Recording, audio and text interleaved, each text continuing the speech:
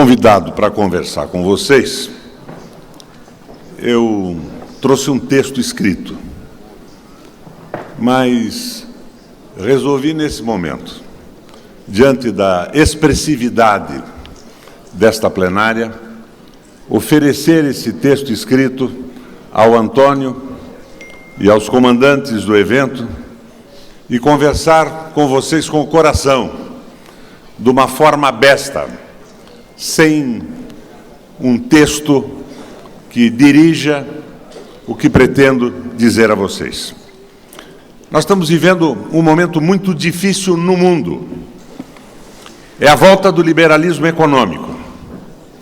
Adam Smith dizia que na dura competição darwinista, os mais pobres seriam eliminados.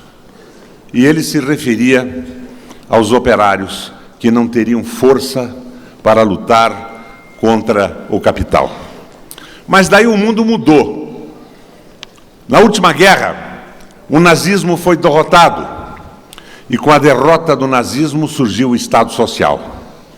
O Estado que se preocupa com o direito dos trabalhadores, com os direitos humanos, com a sustentabilidade, com a natureza, se instalou e foi acumulando conquistas de benefícios conquistados duramente pela população trabalhadora. Mas isso durou até muito pouco tempo. Mais recentemente, o capital vadio, o capital que a Bíblia chama de mamon, e mamon não é nem Deus nem um diabo. Mamon em hebraico quer dizer dinheiro. O dinheiro das bolsas, o dinheiro que não é investido numa fábrica, que não gera bens, não viabiliza empregos, o dinheiro da ciranda da especulação financeira no mundo, se reorganiza e monta um combate ao Estado Social, aos trabalhadores, ao interesse do povo, suportado em 3 princípios. Em primeiro lugar, querem acabar com o Estado, que passa a ser suplantado pela tese do Banco Central independente, controlado pelo capital, garantindo o que eles chamam de estabilidade financeira e os lucros que conseguem na ciranda das bolsas. O Estado deve ser reduzido a uma espécie de gendarme, gente de arma, um guardião, para conter as insurreições populares que necessariamente se originam no trabalhador e no povo oprimido. A segunda tese do liberalismo econômico é a precarização do parlamento. E a precarização do parlamento se dá através do financiamento de partidos e de campanhas. Esse financiamento passa por cima dos partidos políticos. E os parlamentares, os executivos eleitos, com o financiamento de grandes grupos de interesse econômico, não se referem mais à ideologia e ao programa do seu partido e não passam, como diriam os gaúchos, de mandaletes dos seus financiadores. A precarização do parlamento está em curso no mundo e no Brasil vocês estão acompanhando a cada dia o que acontece. Temos alguns parlamentares independentes e decentes, mas a maioria vota com o interesse dos seus financiadores, de seus partidos e de suas campanhas.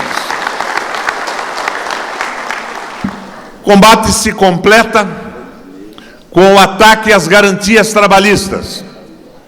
É a proposta da precarização do trabalho, o fim da CLT, os livres acordos entre patrões e empregados no momento de crise e de desemprego.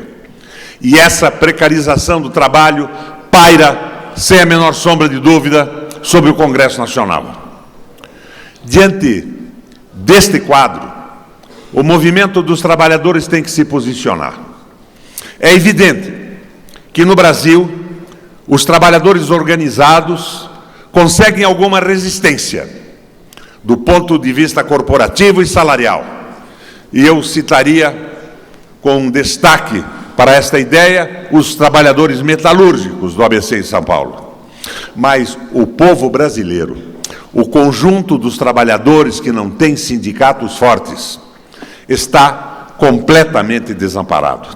Na República, os juízes montam verdadeiros impérios com salários rigorosamente absurdos. O mesmo com os procuradores, os advogados da União, os defensores públicos e algumas categorias especiais de funcionários. Mas o povão continua marginalizado, sem voz e sem condição concreta de ação. O Brasil é um país maravilhoso. Nós temos um povo formado por negros, por índios, por europeus de diversos países, e nós não temos na nossa raiz preconceitos que existem em velhos países da Europa. Nós não somos xenófobos, nós somos generosos, nós não temos ódio ao estrangeiro. Mas desde 500 anos atrás, nós temos um país para os outros. Para os outros era o pau-brasil, para os outros era o ouro do Brasil, para os outros os ciclos econômicos. Eu acredito que diante dessa ameaça concreta do liberalismo, nós temos que montar uma unidade. O nosso movimento sindical, unido ao conjunto do povo brasileiro explorado desde sempre, para, enfim, com força e mobilização, assumir um governo que nunca foi nosso, que nunca foi dos brasileiros, sempre foi o Brasil para os outros. Está na hora de pensarmos no Brasil para os brasileiros. Aqui no país, a proposta neoliberal, Antônio, surge inclusive pelas mãos também do nosso partido, do velho MDB de guerra. O PMDB lança uma proposta chamada Ponte para o Futuro, que nem o raio do Joaquim Levy assinaria embaixo, de tão reacionária e tão supressora de direito dos trabalhadores. Essa proposta passa pela independência do Banco Central e passa pela entrega do fantástico pré-sal para as multinacionais do petróleo. E ontem, vocês devem ter acompanhado, apesar da tia Dilma ter dito que a posição dela era contra o acordo do José Serra, o governo fez o acordo. Nós tínhamos ganhado a parada no plenário do Senado Federal. Nós tínhamos uma maioria garantida para derrubar a proposta maldita do José Serra. Mas o governo chama o Serra e faz um acordo. E o acordo significa entregar o pré-sal para a exploração das multinacionais e acabar o monopólio brasileiro. A Petrobras está quebrada, está endividada. O roubo do PT acabou com a Petrobras. Os procuradores avaliam esse roubo em 82 bilhões de reais. Isto é evidente que tem que ser objeto de punição. Eu tenho certeza que cada um dos senhores, como eu, quer os responsáveis por isso na cadeia. Mas a Petrobras não quebrou por isso. Porque os 82 bilhões de reais, diante do tamanho da empresa, que tem de 50 bilhões a 100 bilhões de barris de petróleo em reserva só no pré-sal, não se abala com uma quantia que para ela é ínfima, é pequena. Mas nessa embalagem da punição, que é um desejo de todos os brasileiros, vem a proposta da entrega, a proposta do José Serra. A Dilma diz que estava conosco. Não abrimos mão do 30%, nem da operação direta da Petrobras na abertura dos postos do pré-sal. Mas, enquanto isso, ministros trabalhavam junto com o Serra para dobrar as bancadas. Nós, em determinado momento, tínhamos a certeza que derrotaríamos o Serra e poríamos um fim a esse processo na votação de ontem. mas daí surge a proposta do governo, pelas mãos do Eduardo Braga, do Benzuini, fazendo um acordo que seria teoricamente menos pior, mas que na verdade quebrava o monopólio. O custo de extração de um barril do pré-sal é de 8 a 9 dólares. Qualquer empresa multinacional tem um custo de 14 dólares. Por que não se fura mais poços nesse momento? Porque há um excesso de petróleo no mundo. E este jogo todo é um jogo geopolítico do domínio das jazidas pelas nações mais fortes e desenvolvidas do mundo. E o Brasil não podia entrar nisso. As multinacionais estão com a mesma dificuldade da Petrobras.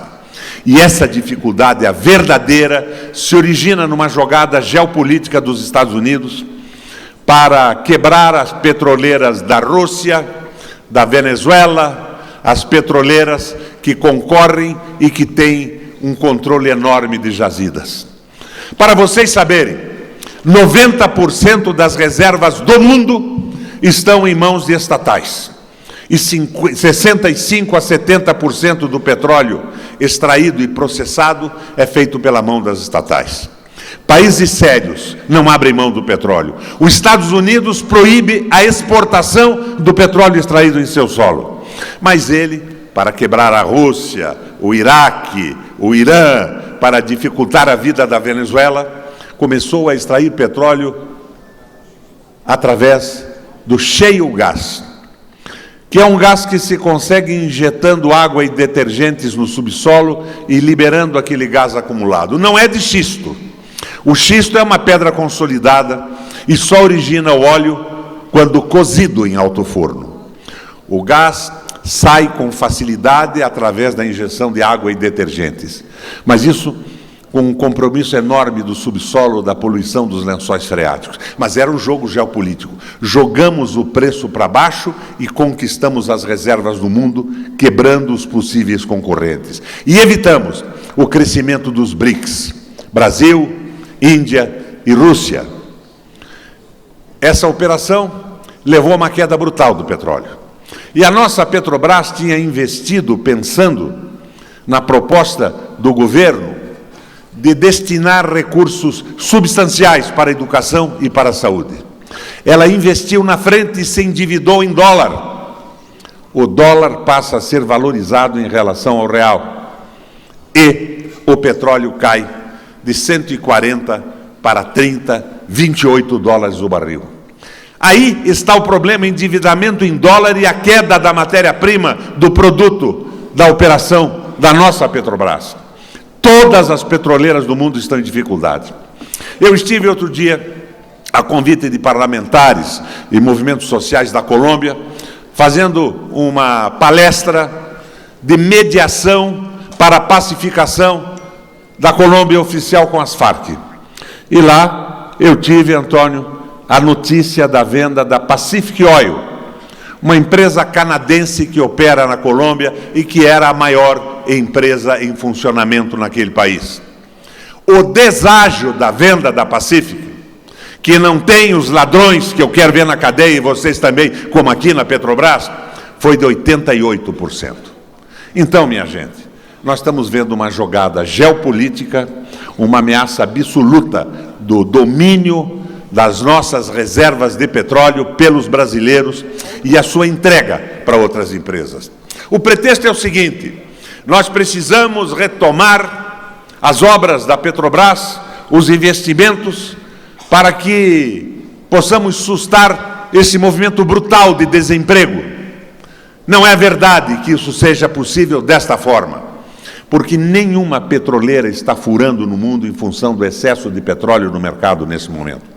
Mas no momento em que vai chegar a médio prazo, nunca a longo prazo, em que se recupere o preço do petróleo, a Petrobras poderia com facilidade, com o monopólio, os 30% de cada projeto concertado com outras empresas, se recuperar do prejuízo em função da queda do preço do barril e do aumento do dólar muito rapidamente e colocar novamente o Brasil em funcionamento, restabelecendo toda esta cadeia de empregos, de pesquisa, para uma empresa que é a maior promovedora de patentes no Brasil. Investimos quantidades brutais em pesquisa e controlamos o pré-sal quando empresa alguma do mundo conseguia extrair águas profundas e muito profundas. Mas daí vem o projeto do José Serra. Enquanto a Dilma, no Facebook, dizia que não admitia que se mexesse na partilha do pré-sal, assessores dos seus ministros visitavam os gabinetes tentando dobrar os parlamentares. E quando nós tínhamos certeza de que derrotaríamos o Serra, mesmo diante dos lobistas que frequentavam o plenário do Senado, que era proibido para os funcionários e os trabalhadores da FUG, nós tínhamos certeza da vitória, surge a proposta de acordo do governo, estabelecendo uma situação que precariza definitivamente a Petrobras. É claro, na proposta atual, quem decide é o governo. Mas quem dirige no atual governo a Petrobras? Homens do mercado liberalizantes, que têm na cabeça a ideologia do liberalismo econômico do Adam Smith, da livre competição, nenhum interesse, nenhuma sensibilidade com o emprego e a vida dos trabalhadores. Então, nós acabamos vendo, no plenário do Senado Federal, a pedido do governo, uma parte dos companheiros que votavam conosco, votarem na proposta do Serra, emendada pelo Romero Jucá. Este é um dos projetos. A Dilma pode vetar isso. O que aconteceu com a Dilma? Traição pura e simples? Não. Ela está apavorada com a possibilidade do impeachment, está tentando conciliar tudo para segurar qualquer hipótese de que o impeachment avance. Mas é claro que mesmo que nós tivéssemos perdido, nós tivemos um resultado na primeira votação de 31 votos a 33, 2 votos de diferença. Um veto presidencial, para ser derrubado, precisa de 2/3 dos parlamentares. Jamais o veto da Dilma seria derrubado. Agora, quando ela propõe o acordo, ela está dizendo que não vai vetar o acordo se ele for aprovado pela Câmara. Então, nós estamos vendo que o nosso governo está entrando num jogo do liberalismo econômico e esse jogo prossegue com a precarização do trabalho, com o fim da CLT e com o Banco Central independente. Independente do quê? Independente do emprego, do desenvolvimento? O nosso Banco Central, pela lei, diferentemente do Banco Central norte-americano, que é responsável também pelo desenvolvimento, é responsável apenas pela estabilidade da moeda, pelo lucro dos especuladores e dos rentistas. E, por via de consequência, nós estamos ameaçados por esta política. E a ameaça só pode ser superada quando houver uma mobilização real das bases sociais. Não esperem nada de um governo que está sendo chantageado e encostado nas cordas. Não esperem nada do raio desse Congresso financiado pelo capital dos rentistas. É claro que teremos grandes parlamentares no Senado e na Câmara, mas o dinheiro está comprando a maioria. E quando ele se alia à força de corrupção, a força de induzimento do governo federal, ele se torna irresistível.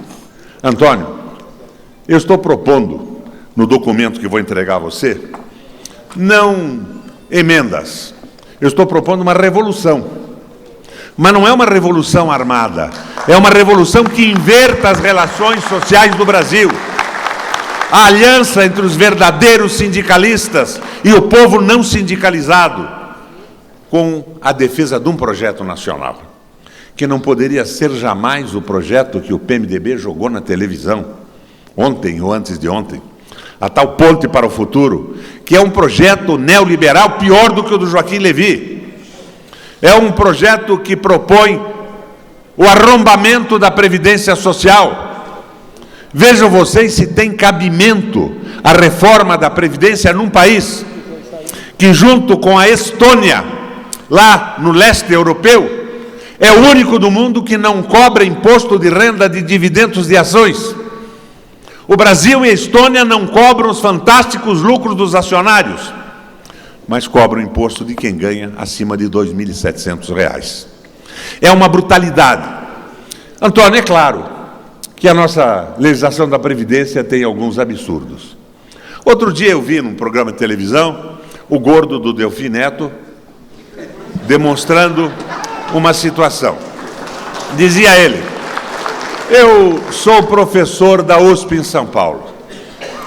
Eu ganho um salário de R$35 mil e tenho 85 anos.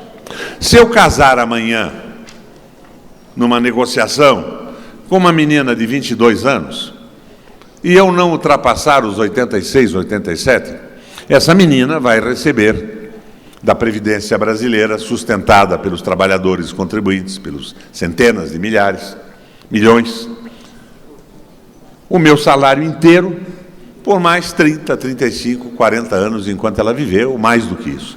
É claro que isso é uma distorção, mas não é possível que se mexa na Previdência em nome disso, num momento em que o Brasil não tributa o capital, num momento em que o Brasil está entregando o petróleo, num momento que se pretende um Banco Central independente dos brasileiros, e num momento em que a proposta do liberalismo econômico é o darwinismo social. Dizem eles: vencerão os mais fortes, os que não resistirem ao desemprego, não se prepararem, irão morrer, serão eliminados pela miséria. Ao diabo essa gente. A eles, a esta visão, se contrapõe hoje uma figura ilustre, o Papa Francisco, que quando os ricos do mundo se reuniam com os presidentes dos países mais importantes da Terra em Davos, mandou um recado. O capital é importante quando ele monta uma fábrica, quando ele investe na inovação tecnológica, quando ele dá emprego desta forma e garante a sobrevivência com bons salários aos trabalhadores. Mas, como diz a Bíblia, não se pode servir a Deus e a Mamon. Não se pode servir a Deus e ao dinheiro. O capital não pode predominar no governo de um país como o nosso. E é isso que está acontecendo.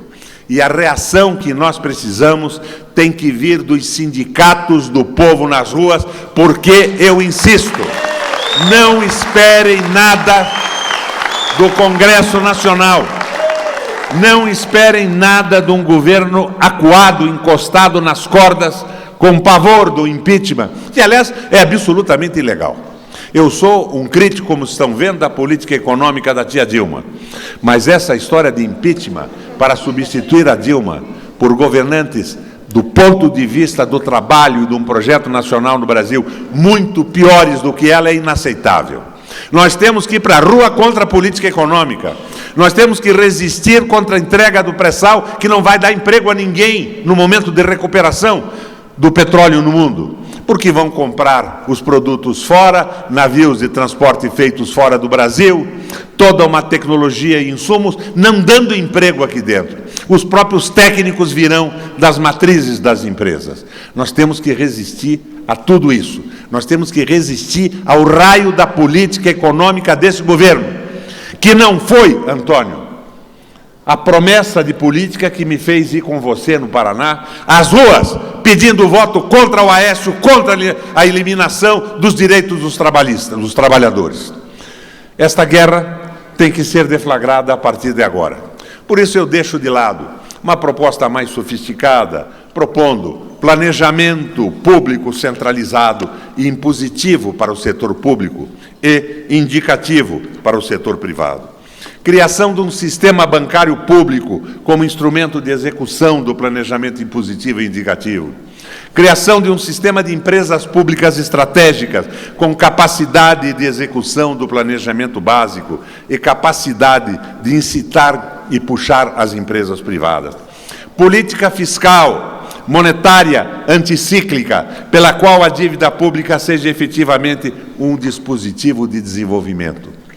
Num momento de grande inflação, maior do que esse que nós vivemos, na Alemanha, um economista assumiu a condução da economia, primeiro no Weimar e depois com o raio do Hitler, o seu nazismo e o seu racismo abominável.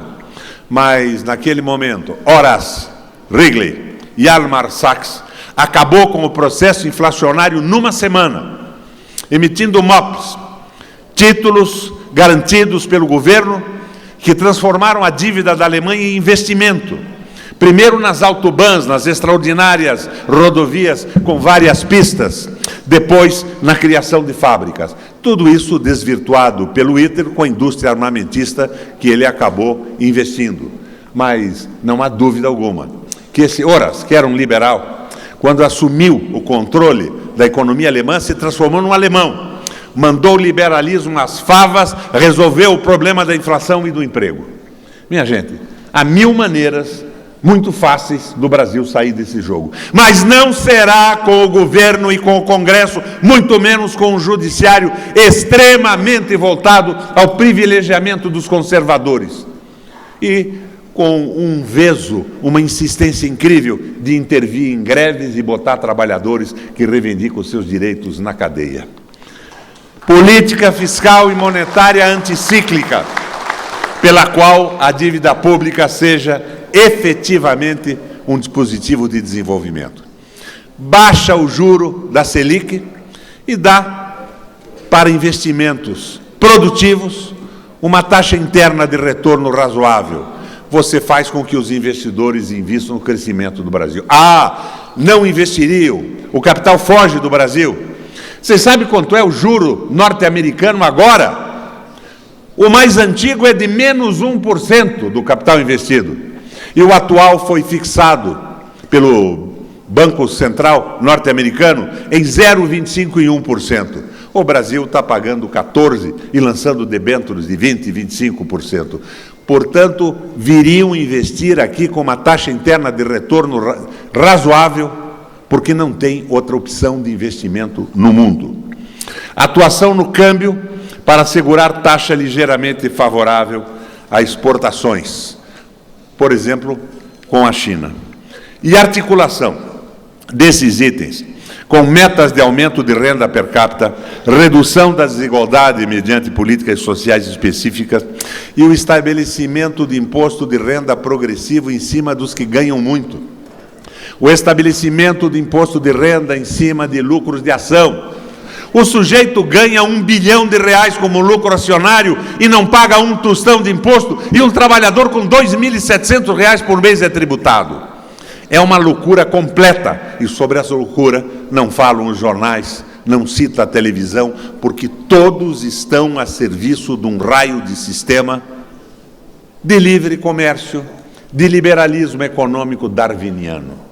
Que vençam os mais fortes. Vamos então mostrar para essa gente que uma aliança de povo e trabalhadores, com um projeto claro de desenvolvimento, será sempre muito mais forte que o poder que eles têm no Judiciário, no Ministério Público e no Congresso Nacional.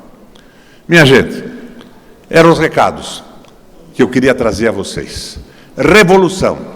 E revolução não se confunde com violência. Revolução é uma modificação profunda das relações de trabalho.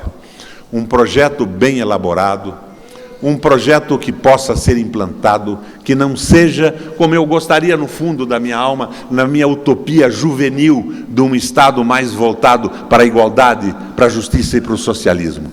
Mas avançarmos no que podemos avançar, com força, com mobilização, com o povo na rua, passando por cima dos partidos, quaisquer que sejam eles, porque eles são hoje objetos do financiamento do grande capital, mandaletes dos seus financiadores, embora tenham em seus quadros figuras maravilhosas, tão boas, tão bem intencionadas, quanto cada um de nós nesse plenário. Mas não serão nunca, no atual quadro, maioria.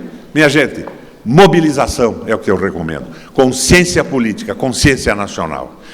Precisamos readquirir a dignidade do Brasil, o orgulho de ser brasileiro, para que não aconteça o que aconteceu ontem, quando parlamentares que tinham com clareza que a entrega do pré-sal era a liquidação da Petrobras, porque em mãos estrangeiras ela não vai conseguir fazer nada, com a lenda de que se a Petrobras com o poder de escolha, evitaria a entrega quando a Petrobras está entregue para o mercado numa circunstância imposta a presidente da República. Não são brasileiros, não são políticos. E ainda temos o Tratado das Empresas Públicas, encaminhado pelo Tasso Gereissati, que proíbe, por exemplo, uma liderança sindical de participar do conselho de uma fábrica. Proíbe alguém que tenha tido recentemente ou atualmente um cargo de direção num partido político em qualquer instância de participar de um conselho de administração. E quer transformar todas as empresas públicas em sociedades anônimas, não subordinadas ao interesse da população, porque para isso foram criadas, para executar uma política de Estado, mas subordinadas ao interesse do lucro. O PAC, por exemplo, seria uma sociedade anônima para eles. E uma sociedade anônima não estaria interessada na aceleração do crescimento, mas apenas no lucro dos seus acionistas e dirigentes. Precisamos agir com firmeza. Ontem sofremos uma derrota, mas eu acho que a coisa ficou muito clara. O Tarso Genro, lá do Rio Grande, petista de 4 costados, mandou um recado pelo Twitter. Desta vez, o boi do governo federal foi e levou a corda. Nós temos que pressionar a presidente da República a não prosseguir com esta política econômica e dizer para os caciques do meu partido, Antônio, que esta ponte para o futuro, o Joaquim Levy não assinaria. É uma merda, é uma canalice com o trabalhador e tem que ser rejeitada. Minha gente, era isto. Mobilização. E eu tenho aqui um documento mais detalhado de operações, de intervenções na economia, tudo que a gente acha possível. Um documento feito a 4, 8, 12 mãos, com a participação das ideias da Maria da Conceição Tavares, do Carlos Lessa, do Darcy Costa, de economistas do PT, do PMDB, de gente que tem compromisso com o trabalho e com o Brasil. Seria exaustível expor para vocês, numa assembleia como essa, detalhes de um plano econômico. Mas eu, ao encerrar esta minha intervenção, entregarei o documento ao Antônio. Eu disse ao Antônio que eu pretendia falar alto para ser ouvido, falar pouco para ser aplaudido. E termino por aqui.